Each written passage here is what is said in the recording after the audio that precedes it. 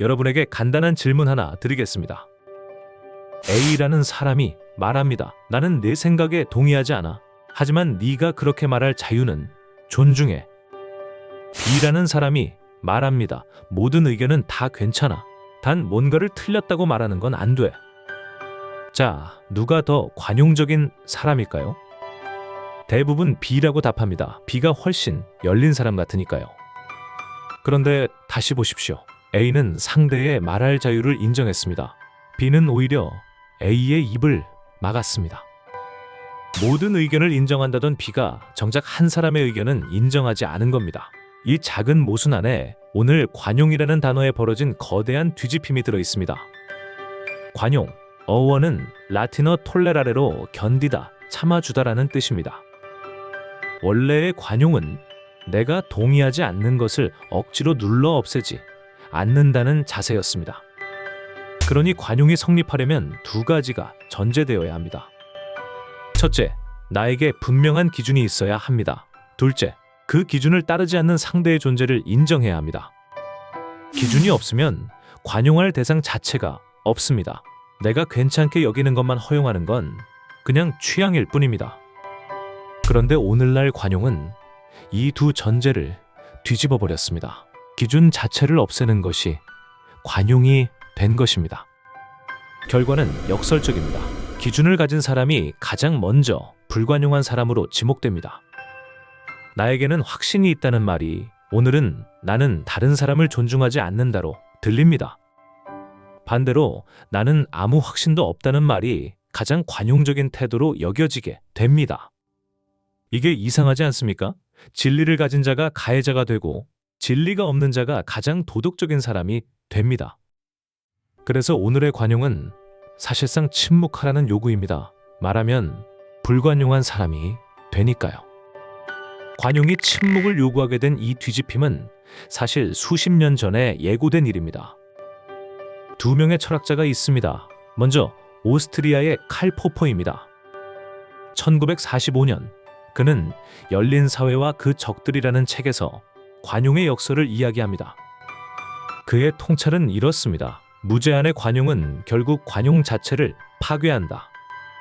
관용하지 않겠다는 사람까지 다 관용하면 관용하는 사람이 결국 사라진다는 이야기입니다. 포퍼의 이 경고는 원래 전체주의에 대한 경고였습니다. 나치와 같은 불관용을 다시 허용하지 말라는 것입니다.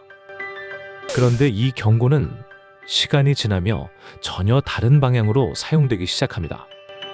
두 번째 인물, 허버트 마르쿠제, 프랑크푸르트 학파의 핵심 사상가입니다.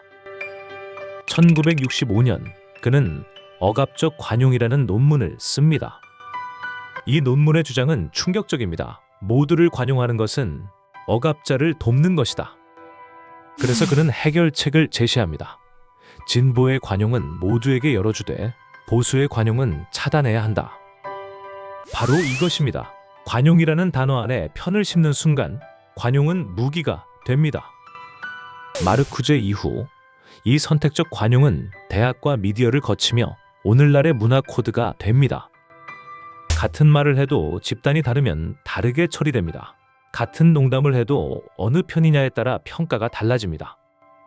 이건 관용이 아닙니다. 관용의 이름으로 쓰이는 선택적 허용입니다. 이 지점에서 우리는 성경으로 돌아갑니다. 성경은 관용이라는 단어를 현대와 전혀 다르게 말합니다. 에베소서 4장 15절은 이렇게 말합니다. 오직 사랑 안에서 참된 것을 하여. 헬라어 원문은 알레티온테스 에나가페, 사랑 안에서 진리를 말하다라는 뜻입니다. 여기 중요한 두 단어가 있습니다. 사랑과 진리, 성경은 이 둘을 결코 분리하지 않습니다. 사랑 없는 진리는 차갑고 진리 없는 사랑은 거짓말입니다. 예수님은 가늠한 여인에게 말씀하셨습니다. 나도 너를 정죄하지 아니하노니 가서 다시는 죄를 범하지 말라.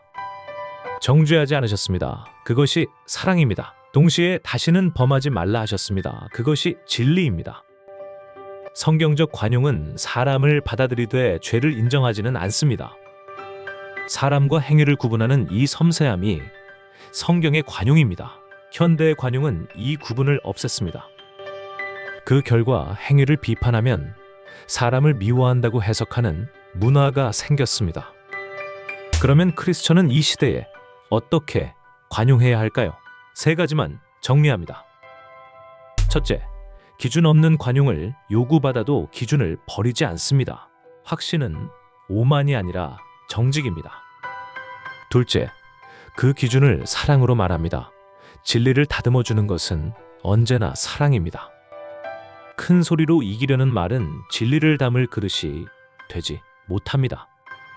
셋째, 사람과 행위를 구분합니다. 사람은 끝까지 존중하되 틀린 행위는 정직하게 틀리다고 말합니다. 이 구분을 놓치면 두 실수에 빠집니다. 사람을 미워하거나 행위에 박수를 치거나. 성경의 관용은 이 두 함정 사이의 좁은 길입니다. 그 길 위에 예수님이 서 계셨습니다. 관용은 기준을 없애는 것이 아닙니다. 기준을 사랑으로 감싸는 것입니다. 이것이 원래의 관용입니다. 그리고 이것만이 관용을 끝까지 관용으로 지켜냅니다.